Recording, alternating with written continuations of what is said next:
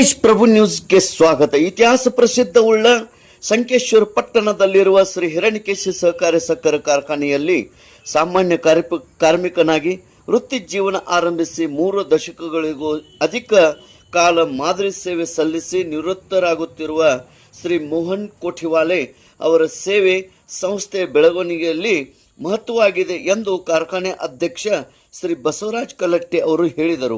ಕಾರ್ಖಾನೆ ಆವರಣದಲ್ಲಿ ಆಯೋಜಿಸಿದ್ದ ಬೀಳ್ಕೊಡೆ ಸಮಾರಂಭದಲ್ಲಿ ಮೋಹನ್ ಕೋಠಿವಾಲೆ ಅವರನ್ನು ಆಡಳಿತ ಮಂಡಳಿ ವತಿಯಿಂದ ಆತ್ಮೀಯವಾಗಿ ಸತ್ಕರಿಸಿ ಅವರು ಮಾತನಾಡಿದರು.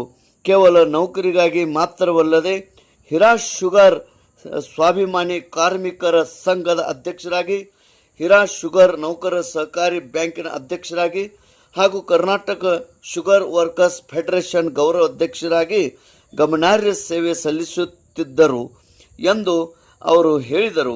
ನಿರ್ದೇಶಕ ಶಿವನಾಯ್ಕ ನಾಯ್ಕ್ ಮಾತನಾಡಿ, ಕೋಠಿವಾಲೆ ಅವರು ಕಾರ್ಮಿಕರ ಏಳಿಗೆಗಾಗಿ ಹಗಲಿರುಳು ಶ್ರಮಿಸಿದವರು.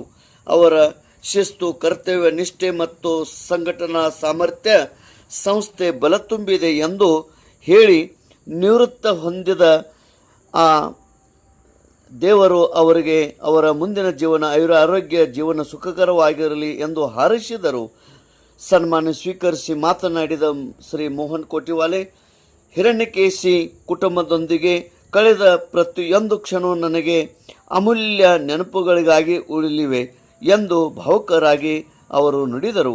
ಉಪಾಧ್ಯಕ್ಷರು ಅಶೋಕ್ ಪಟ್ಟಣಶೆಟ್ಟಿ, ನಿರ್ದೇಶಕರಾದ ಶಿವಪುತ್ರ ಶಿರ್ಕೋಳಿ, ಬಸವರಾಜೆ ಮರಡಿ, ಪ್ರಭುದೇವ್ ಪಾಟೀಲ್, ಬಾಬಾ ಸಾಹೇಬ್ ಅರಬೋಳೆ, ಸುರೇಂದ್ರ ದೊಡ್ಡಲಿಂಗನವರ್, ವ್ಯವಸ್ಥಾಪಕ ನಿರ್ದೇಶಕ ಮಹಾದೇವಸ್ವಾಮಿ, ಡಿಎಸ್ ಕಚೇರಿ ಅಧೀಕ್ಷಕ ಸುಭಾಷ್ ನಾಶಿಪುಡಿ ಸೇರಿದಂತೆ ವಿವಿಧ ವಿಭಾಗಗಳ ಅಧಿಕಾರಿಗಳು ಮತ್ತು ಸಿಬ್ಬಂದಿಯು ಭಾಗವಹಿಸಿದ್ದರು.